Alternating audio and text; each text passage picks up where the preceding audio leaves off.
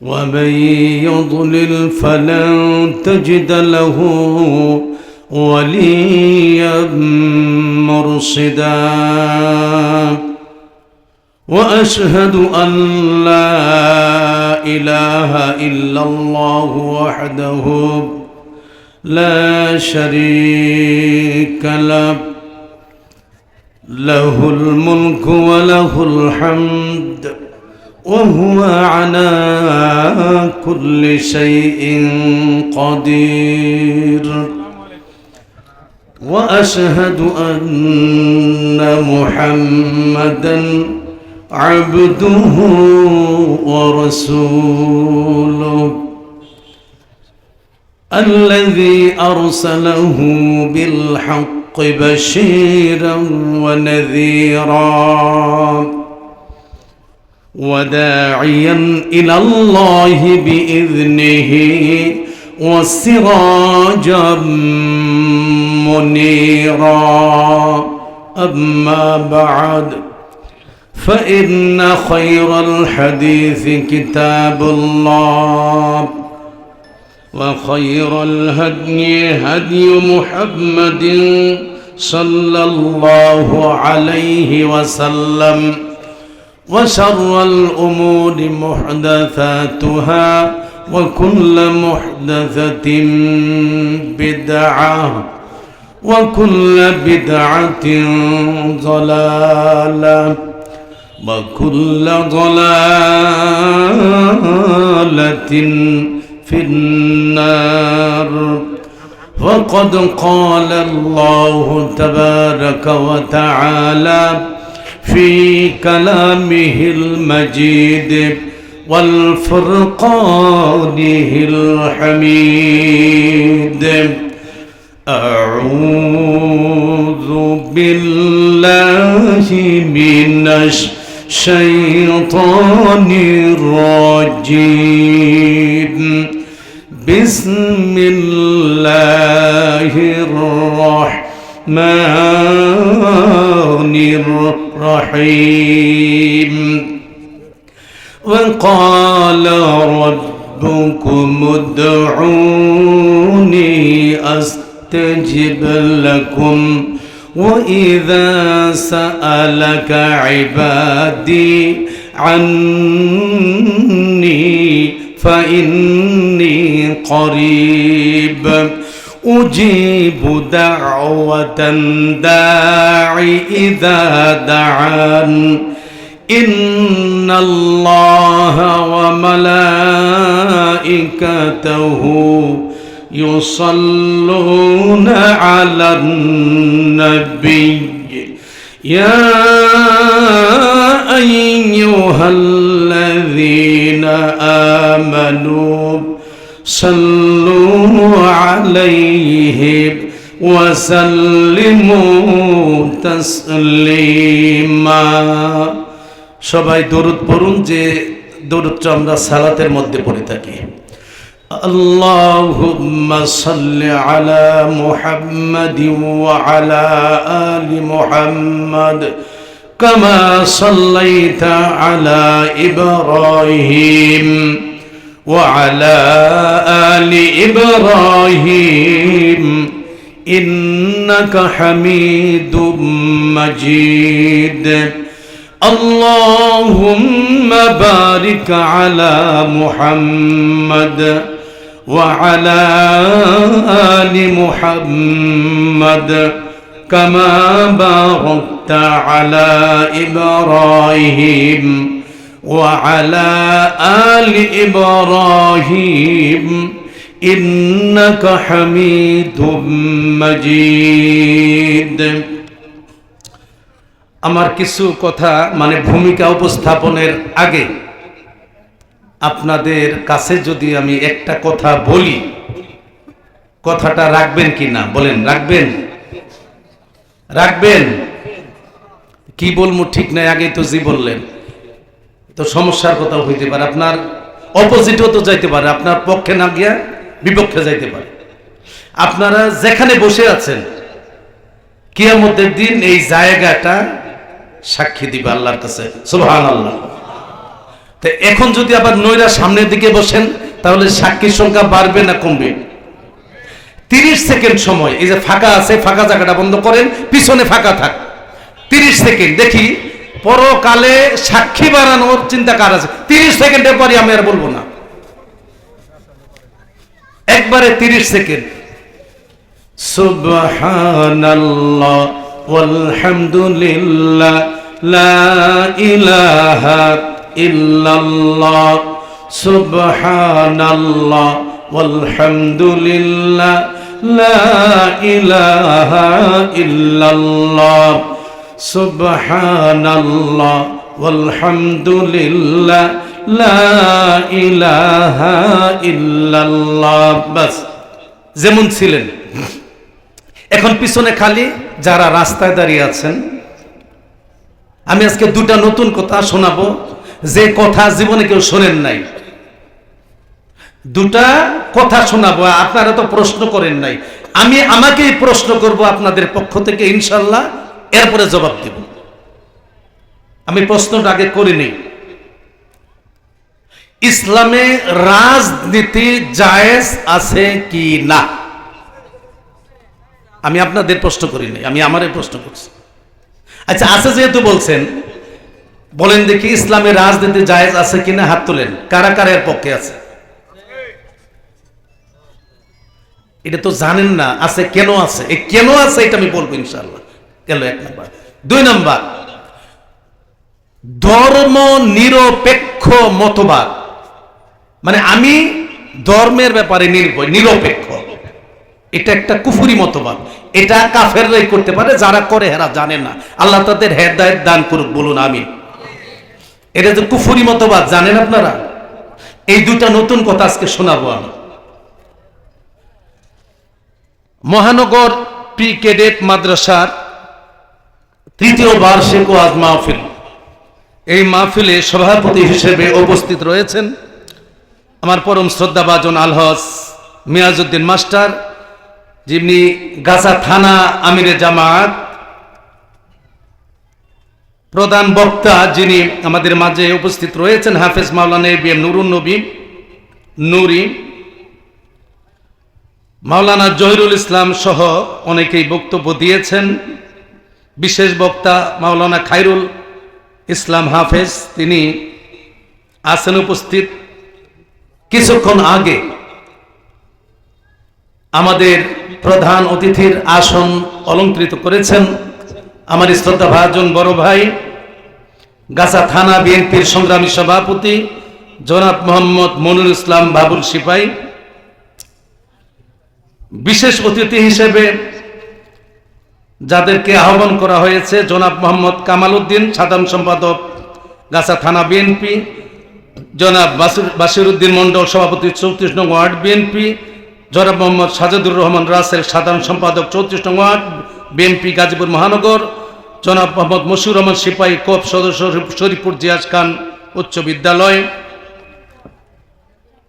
উপস্থিত আছেন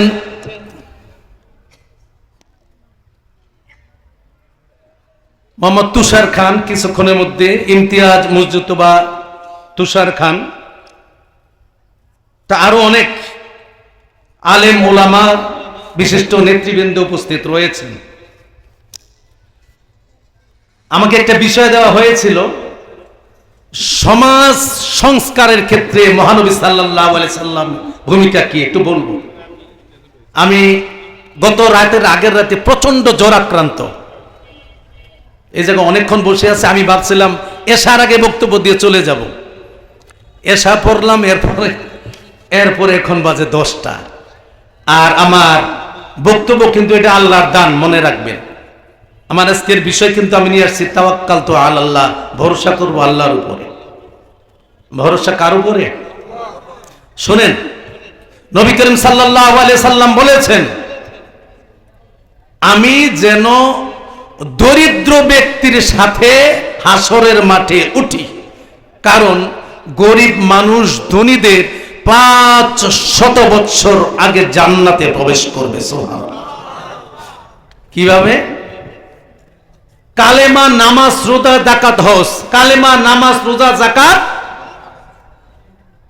যাকাত আর হজ এটা গরিবের উপর ফরজই না। 5টা রুকনের 2টা গরিবের মধ্যে নাই, এমনি তো কম, তাদের জন্য রুকন 3টা, কালমা, নামাজ, রোজা। আরে হাদিস মনে পড়ে যায়, ওদিকে যেমন আজকে আমি ওই 2টা কথা বলে নিই, নাহলে মনে থাকবে না। কি শোনার জন্য প্রস্তুত তো?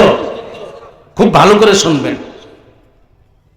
প্রথমে আসুন, রাজনীতি ইসলামে জায়েজ আছে কিনা। মনোযোগ আছে তো নাকি? ঘুমাচ্ছে চোখে? আমি জানি না আমার এই আলোচনা কতটুকু যাবে, সারা বাংলাদেশের সকল মানুষ শুনুক, সারা পৃথিবীর সমস্ত মানুষ শুনুক, রাজনীতি ইসলামে জায়েজ আছে কিনা।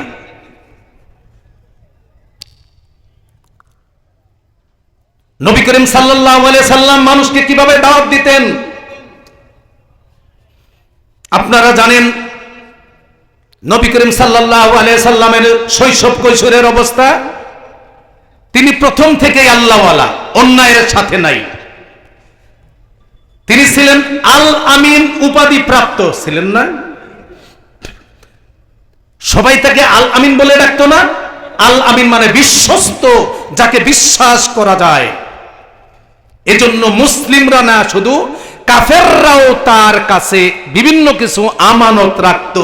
সবাই জানতো মুহাম্মদ এটা মেরে খাবে না, আবার মুহাম্মদ যেভাবে দেওয়া হয়েছে ওভাবেই ফেরত দিবে, তিনি বড় আমানতদার। সুবহানাল্লাহ। এভাবেই জানতো, কাফেররাও এভাবেই জানতো। কিন্তু নবী করিম সাল্লাল্লাহু আলাইহি সাল্লাম আস্তে আস্তে আস্তে আস্তে আস্তে আস্তে 40 বছর বয়সের পরে ঘটনা ঘটলো একরকম। নবী করিম সাল্লাল্লাহু আলাইহি সাল্লাম কৌশল অবলম্বন করলেন, সবাইকে ডাকলেন, সবাই দৌড়ে আসলো। মুহাম্মদ ডাকছেন, আমাদের বিশ্বস্ত আল আমিন আমাদের ডাকছেন। উপস্থিত জনতাকে সামনে নিয়ে বললেন, শুনুন, আমি যদি বলি আপনাদেরকে মারার জন্য এই পাহাড়ের পাদদেশে এক সাইডে বা পিছনে একদল লোক উট পেতে বসে আছে, প্রস্তুতি নিয়ে বসে আছে আপনাদের সবাইকে হত্যা করার জন্য, আপনারা কি আমার কথা মেনে নেবেন? সবাই এক বাক্যে বলল, হ্যাঁ অবশ্যই মেনে নেব, কারণ তুমি কখনো মিথ্যা কথা বলো। বুঝতে পারছেন কথা? সমাজ সংস্কার তো এখান থেকেই শুরু। ইসলামের দাওয়াত তো তিনি শুরু করলেন প্রকাশ্যে।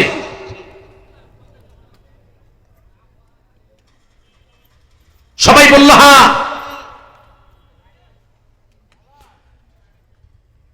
নবী করিম সাল্লাল্লাহু আলাইহি ওয়াসাল্লাম বলেন, শুনুন, কুলু লা ইলাহা ইল্লাল্লাহু তুফলিহুন।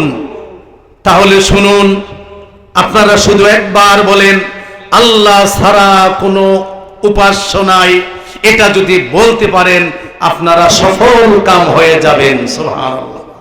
তার মানে আপনারা যে পূজা, আপনারা যে শিরক করেন, আল্লাহর সাথে শিরক করেন, এগুলো বাদ দিতে হবে, ইমানের দিকে আসতে হবে, ইসলামের দিকে আসতে হবে।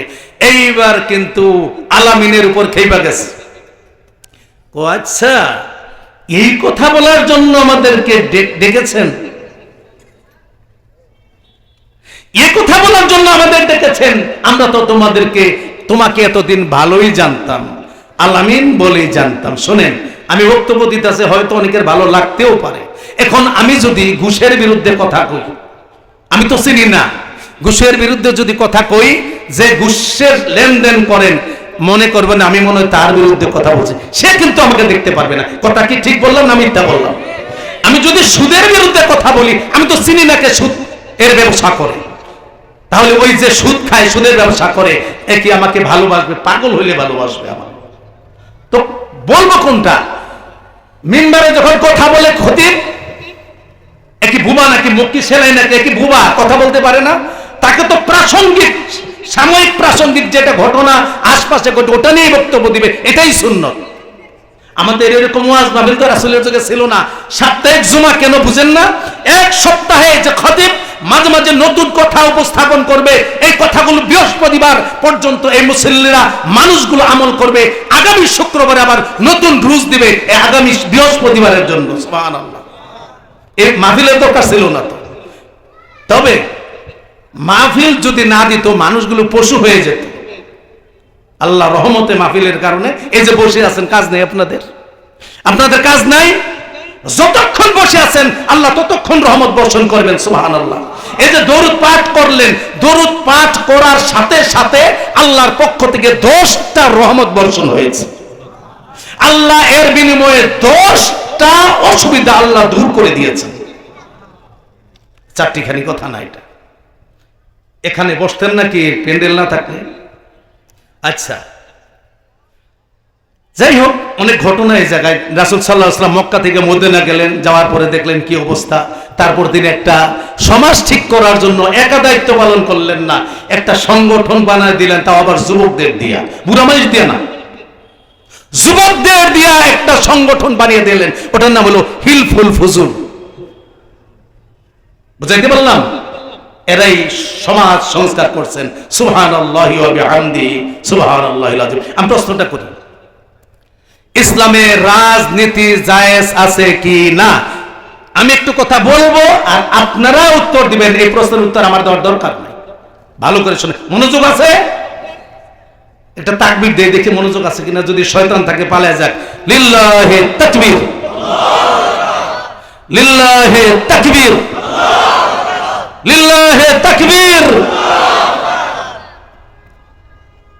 রাজনীতি কি এটা বুঝেন আগে। বাংলা ব্যাকরণ যারা জানেন এরা বুঝবেন। রাজপথ হলো পথের রাজা, রাজহাঁস হলো হাঁসের রাজা, আর রাজনীতি হলো নীতির রাজা। রাজনীতি হলো না, রাজার নীতি মনে করেন না, রাজনীতি হলো তো নীতির রাজা ইসলামে থাকবো না, কই থাকবো? নীতির রাজা ইসলামে তো থাকবে। আচ্ছা বাদ দেন, বাংলা ব্যাকরণ বাদ দেন, এমনি আমি যেমনি বই অমনি বুঝেন। যারা সাধারণত আমাদের নেতা, আমি আপাতত ইসলামী দল বাদ দিলাম, সব ইসলামী সব দল বাদ দিলাম। মানে এরা ই করলে, ওই যে রাজনীতি করলেই তো কয় যে ইসলামে আবার রাজনীতি কেন? আমি হুজুরকে কথাই বাদ দিলাম, হ্যাঁ রাজনীতি বাদ, সব যত হুজুর আছে সব বাদ। আমি অন্যান্য মানুষের কথা বলি। এ রাজনীতি তারা কিভাবে করে ভালো করে শুনবেন।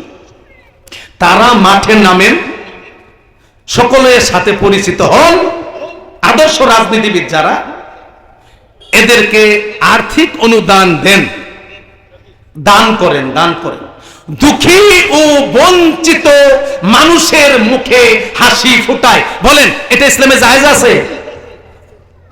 এই তো মনোযোগ নাই। রাজনীতিবিদরা যান নিজের পকেট থেকে দুঃখী ও বঞ্চিত মানুষের মুখে হাসি ফুটানোর চেষ্টা করেন রাজনীতিবিদরা। আচ্ছা এটা কি ইসলামে জায়েজ আছে? জোরে বলেন, জায়েজ আছে? আচ্ছা, সিলেট হঠাৎ করে পানিতে ভরে গেল, রাজনৈতিক নেতারা নৌকা নিয়ে গেলেন, হাতে হাতে ত্রাণ সামগ্রী বিতরণ করলেন। ইসলামে কি এটা জায়েজ আছে? জোরে বলেন, আছে? এক মানুষের 2 পা কাটা গেছে, রাজনৈতিক বড় নেতা, রাজনৈতিক দলের বড় নেতা তাকে একটা হুইল চেয়ার কিনা দিল। এগুলো তো রাজনীতি নাকি? বড় একটা হুইল চেয়ার কিনা দিল রাজনৈতিক নেতা। জায়েজ আছে নাকি? এটা জায়েজ আছে? আমি আর বল, এগুলো জায়েজ আছে তো? এগুলো যদি হয় রাজনীতি, এটা ইসলামে জায়েজ নাই, কোন পাগল কইতে পারে? এত রাজনীতি বুঝেই নাই। এগুলো অন্যান্য মানুষ করুক আর না করুক, কুরআন এবং হাদিস অনুসারে যারা জীবন পরিচালনা করে তাদের জন্য এটা জায়েজ না, তাদের জন্য এটা হচ্ছে ফরজে আইন। আর আপনি যদি ওটাকে রাজনীতি না বলেন তাহলে আপনি রাজনীতি বুঝেন নাই। কি এইভাবে রাজনীতির কথা শুনছেন জীবন? শুনেন নাই? আমিও জীবনে বলিনি, আজকে বললাম। ইসলামে আবার রাজনীতি, আপনি তো ইসলাম বুঝেনই নাই। রাজনীতি নবী করিম সাল্লাল্লাহু আলাইহি সাল্লাম মক্কা থেকে মদিনায় গেলেন, রাজনীতির জন্য তিনি সন্ধি করলেন, চুক্তি করলেন কাফেরদের জন্য। মক্কায় তিনি আসলেন, ওই মক্কা থেকে কিছু মুসলিমকে তাড়িয়ে দেওয়া হলো, কিছু মুসলিমকে তাড়িয়ে দেওয়া হলো। এটাকে কেন্দ্র করে নবী করিম সাল্লাল্লাহু আলাইহি সাল্লাম মদিনা থেকে আসলেন, ওরা পালিয়ে গেল। এক সময় মক্কা নবী করিম সাল্লাল্লাহু আলাইহি সাল্লামের কোরায়েতে আসলো, হাতে আসলো।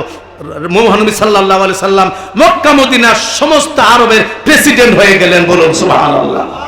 আপনি রাজনীতি বুঝেন নাই। আরেকটা জানি কি, ধর্ম নিরপেক্ষ না। আপনি আজকে বাংলায় ডিকশনারি দেখবেন, বাংলা আজকে এটা দেখা তারপরে শুইবেন, গুগল দেখেন এক্ষণ। ধর্ম নিরপেক্ষ এই পৃথিবীর মধ্যে বিভিন্ন জায়গায় নিরপেক্ষতা অর্জন করা যেতে পারে, ধর্মের ব্যাপারে কোনো নিরপেক্ষতা হয় না। ধর্মবাদ দেন, নিরপেক্ষ শব্দের অর্থ কি দেখেন? নিরপেক্ষ মানে হচ্ছে নাইজার পক্ষ, কোন পক্ষে নাই, এর নাম হচ্ছে নিরপেক্ষ। আমি কি কথা বুঝতে পারছি? এক সাইডে মুসলিম, বৌদ্ধ, খ্রিস্টান, হিন্দু, মুসলমান, মুসলিম, হিন্দু, বৌদ্ধ, খ্রিস্টান। আপনি মাঝখানে বললেন যে ধর্ম নিরপেক্ষ, কে কে বলেন তো?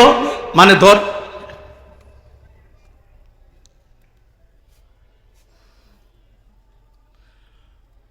আপনি মাঝখানে জিজ্ঞেস করবেন ধর্মের ব্যাপার নিরপেক্ষ কথা, হিন্দু বলবো না না না, ধর্মের ব্যাপার নিরপেক্ষ মানে কিসের নিরপেক্ষ?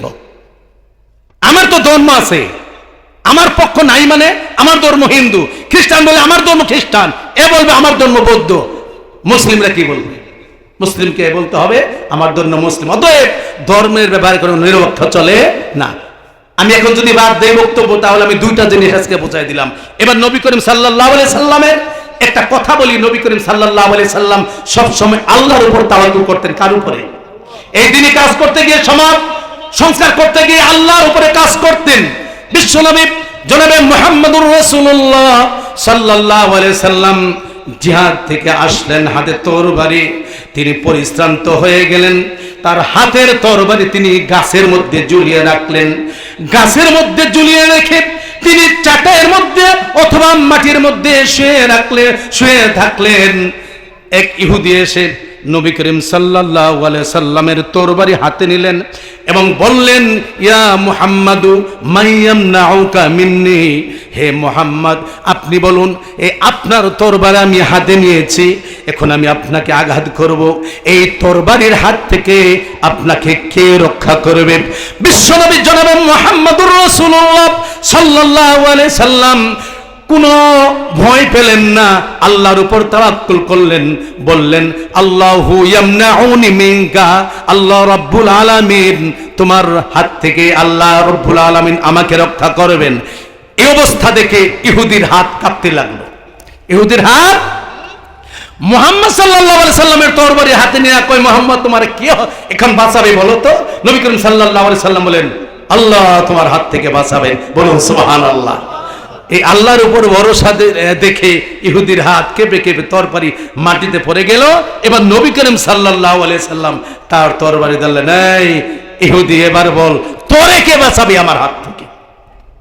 রাসূল সাল্লাল্লাহু আলাইহি সাল্লাম দাওয়াতের কাজ করছেন, তোরে কে বাঁচাবে দেখি। মুহাম্মদ সাল্লাল্লাহু আলাইহি সাল্লাম বললেন, পরিকল্পনা করলেন দেখি তার হাত থেকে, তার মুখ থেকে আল্লাহর নামটা বের করা যায় কিনা, কারণ আমি তো আল্লাহর নাম বলছি। বলো আমার হাত থেকে তোমাকে কে রক্ষা করবে? উনি জবাব দিয়েছেন একটু ঘুরাইয়া, কয় মুহাম্মদ তোমার মতো তরবারি ধারক আমি আর পৃথিবীতে কাউকে দেখি না। কয় মানে? মানে হলো সবাই তরবারি ধইরা জবাই করে, আর আপনি তরবারি ধইরা মানুষকে ক্ষমা কইরা দেন, এই অভ্যাস আছে আপনার। তার মানে আপনি আমারে ক্ষমা করে দেন। নবী করিম সাল্লাল্লাহু আলাইহি সাল্লাম বললেন, বলো লা ইলাহা ইল্লাল্লাহ। ইহুদি বলল, আমি লা ইলাহা ইল্লাল্লাহ বলবো না, তবে এটা বলতে পারি আমি আমার জীবনে আর কোন মুসলিমের বিরুদ্ধে যুদ্ধ করব না। সুবহানাল্লাহ। কিছু দেওয়ার তো পাইছে নাকি? এটা হচ্ছে আল্লাহর উপর ভরসা, এটা হচ্ছে আল্লাহর উপর। এই শুনেন, আমি আয়াত তেলাওয়াত করছি, আল্লাহ রাব্বুল আলামিন বলেন যে আমি বান্দার একেবারে কাছাকাছি থাকি। একটা হাদিস আছে, এই যে সাহা রোগ আছে না, বড় রোগ, তোমার জীবনের যে এই রোগ যত কাছে মানুষের, আমি আল্লাহ তার কাছেও থাকি। সুবহানাল্লাহ।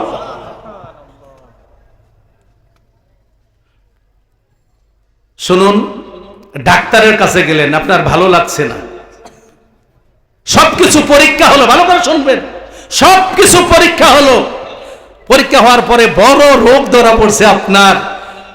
ডাক্তার কিছু বলতে চায় না, এক পর্যায়ে ডাক্তার বলল, আপনি কি শোনার জন্য প্রস্তুত? জি। আপনি বাঁচবেন আর মাত্র 2 মাস। ডাক্তার বলল বাঁচবেন আর মাত্র, আচ্ছা একটু বলেন তো, এই ঘোষণা দেওয়ার পরে রিপোর্ট আপনার খারাপ, বাঁচবেন 2 মাস, এই কথা যদি ডাক্তার বলে, কে কি করবেন? আমি আমারটা বলি, যত নামাজ সব জামাতে, দিন দুনিয়ার কোনো কাজ নাই, খালি মসজিদে, খালি ফরজ নামাজ না, খালি রাত দিন 24 ঘন্টা আল্লাহর ইবাদত, এটাই তো হওয়ার কথা নাকি? 2 মাস বাঁচবেন বলছে, এতে আপনার এত ইবাদত।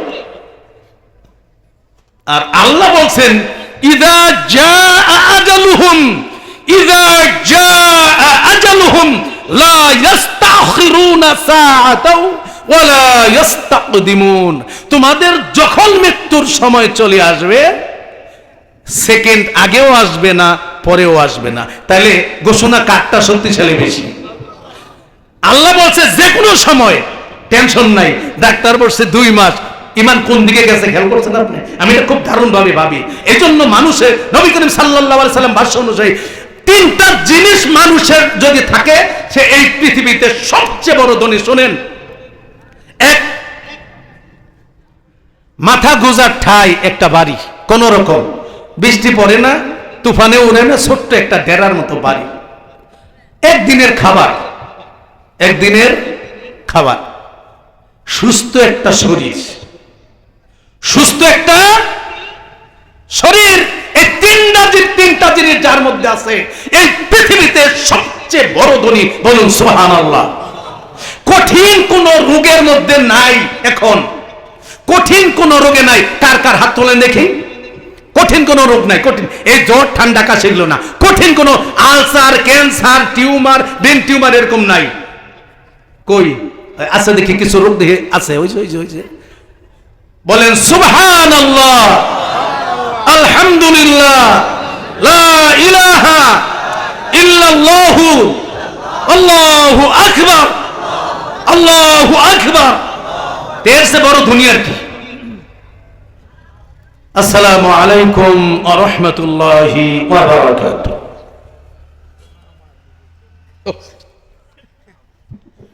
বলছস না দিয়ে ধরা